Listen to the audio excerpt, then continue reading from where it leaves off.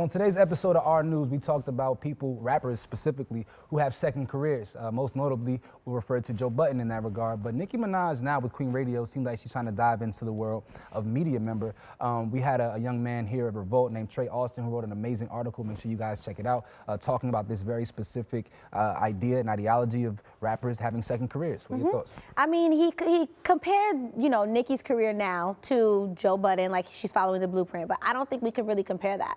I think, to me, Joe is a credible source who I can listen to and trust his facts and knowledge, where Nicki, I think she's self-absorbed. And when it comes to what she's talking about, it's all about her on Queen Radio. It's all about her emotions and the drama, and I don't think we can compare. Yeah, I haven't listened to Queen Radio yet for that exact reason. Like, I don't really care to hear the intimacies of what's going on in your personal life too much.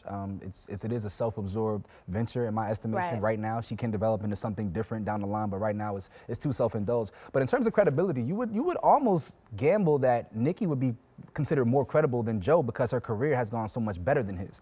And Joe will tell you himself, like, he didn't have the kind of rap career that he wanted to, and he didn't have the kind of career that his talent should merit. But at the end of the day, for whatever reason, he's able to remove himself as an artist and look at the culture holistically and like really give a deep dive in a way that most people would not. Like, he's almost maniacal with how he approaches it, you can tell. And that's kind of why I say he's a little bit more credible, because he's taking himself out of it and looking from the grand scheme of things and being able to say, you know what, this happened this way, this happened that way, and connect it to where Nicki, again, her emotions are too much in it. Yeah. So I don't see it. I do recall, though, when Joe first started out, nobody thought of him as a credible source. Like, you know what I mean? True. Like, he that had a is lot. True. In fact, Nicki was one of the first people to talk disparagingly about Joe in his little podcast. That is true. She clowned him for having one, and now she has one. So it wasn't always the case that Joe Budden was the voice of hip hop. This is a new phenomenon. I spoke with him, and he was like, he's almost bewildered that, like, yo, like, this is really moving out here. Yeah. He's so happy. It's dope. I just don't see Nicki sitting on a panel or anything talking about what's going on with the culture, talking about what's going on around us. I just don't see it. I see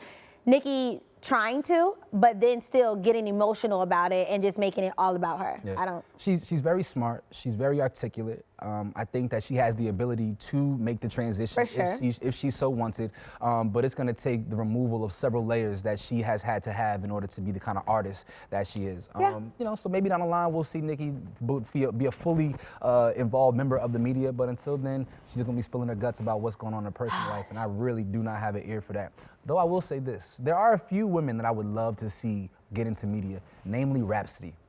I think Rhapsody would be equal to Joe Budden in terms of like being able to understand the culture and do deep dives and figure out like lyrics and connect bars and stuff like that. Yeah. Like, Rhapsody is somebody who I think would be an amazing hip hop head, like that. talking head. I would love to see that. I can agree. I can agree on that. Listen, man, you can check out Trey's full article right now over at Revolt TV. Take some time out and get your read on.